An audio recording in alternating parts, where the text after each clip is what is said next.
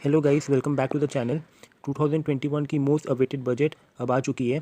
इस साल हमें डायरेक्ट टैक्स में कुछ बड़ी चेंजेस देखने को नहीं मिली। साथ ही ये budget middle class tax payers के लिए कुछ खास बेनिफिट लेकर भी नहीं आया है, जैसे कि हम सब एक्सपेक्ट कर रहे थे। आपकी जितनी भी टैक्स रेट पिछले साल थी वही इस साल भी एप्लीकेबल है। साथ ही एटीसी में जो डिडक्शंस थी उसकी भी लिमिट बढ़ाई नहीं गई है। एंड बाकी और भी कोई भी सेक्शन, जैसे कि सेक्शन 80D में भी लिमिट को पहले जैसे ही रखा गया है, वहाँ पे भी लिमिट नहीं बढ़ाई गई है। जान लेते हैं कि इस साल गवर्नमेंट ने क्या क्या मेजर चेंजेस किए हैं डायरेक्ट टैक्स में। तो जो सबसे पहला चेंज गवर्नमेंट ने किया है वो है यहाँ पे सीनियर सिटीज़न को थोड़ी रिलीफ दी गई है।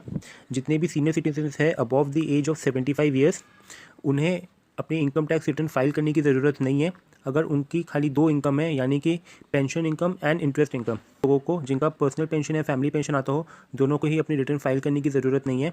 साथ ही अगर आपका कोई इंटरेस्ट इनकम है from saving bank, fix deposit या कहीं से भी, वहाँ पे भी आपको अपना रिटर्न फाइल करने की ज़रूरत नहीं पड़ेगी अगर आपकी एज 75 ईयर से ज़्यादा की है। बट अगर ये दो इनकम को छोड़ के आपकी अगर और कोई भी इनकम हो तो उस केस में आपको फिर रिटर्न फाइल करना पड़ेगा। ये लाने के पीछे बस रीज़न यही था कि एल्डरली पीपल को थोड़ा सा रिलीफ दिया जाए। इसके अलावा डायरेक्ट टैक्स में और कुछ मेजर चेंजेस तो नहीं आए इस बजट में। अब नेक्स्ट जो बड़ा स्टेप गवर्नमेंट ने लिया है वो थोड़ा रियल एस्टेट सेक्टर को बूस्ट करने के लिए। यहाँ पे जो अफोर्डेबल हाउसिंग स्कीम में अगर आप लोन लेते हैं तो आपको 1.5 लाख का डिडक्शन मिलता है। तो ये स्कीम को फर्स्ट टाइम जुलाई 2019 में अनाउंस किया गया था। इसके कुछ कंडीशंस थे कि आपका हाउस का स्टैम्प ड्यूटी वैल्यू 45 लाख से ज़्यादा नहीं होना चाहिए एंड आपका लोन एक पीरियड के भीतर सैंक्शन होना चाहिए। इस टाइम लिमिट को बढ़ाकर 31 मार्च 2022 तक कर दिया गया है, यानी कि अब 31 मार्च 2022 तक अगर आप लोन लेते हो अफोर्डेबल हाउसिंग स्कीम में घर खरीदने के लिए तो आपको 1.5 लाख का एडिशनल रिलीफ भी मिलेगा। सेंट्रल गवर्नमेंट ने आपके पुराने टैक्स केसेस को खोलने की टाइम लिमिट को 6 साल से कम करके अब 3 साल कर दिया है, यानी कि अब आपका लास्ट 3 साल का ही रीअसेसमेंट हो सकता है।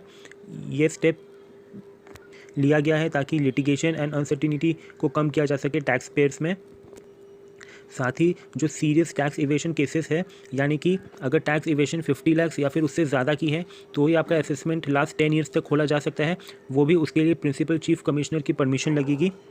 सो ये दोनों जो चीज़ इस साल बजट में लाई गई है ये काफ़ी अच्छा स्टेप है ताकि जो टैक्स पेयर्स है उनकी जो लिटिगेशंस एंड प्रॉब्लम्स है उसे टैकल किया जा सके।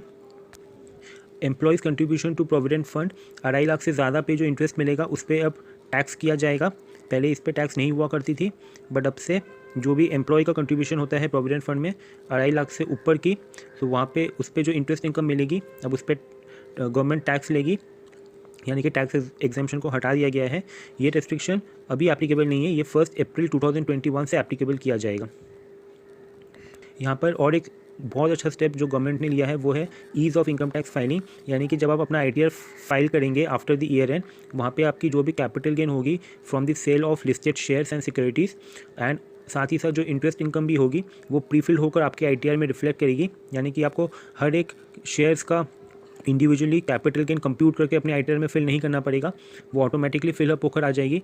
इंटरेस्ट इनकम अभी भी ऑटोमेटिकली फिलअप होकर आती है, बट कैपिटल गेन नेक्स्ट चीज़ है जो अभी अब तक तो फिलअप होकर नहीं आई थी। अगर आपने इस साल भी अपना जो रिटर्न भरा था 1920 का, इस साल भी कैपिटल गेन हमें खुद से ही कंप्यूट करना पड़ा था, बट अब से नेक्स्ट ईयर से ये कैपिटल गेन भी ऑटोमेटिकली ही कंप्यूट हो जाएगी।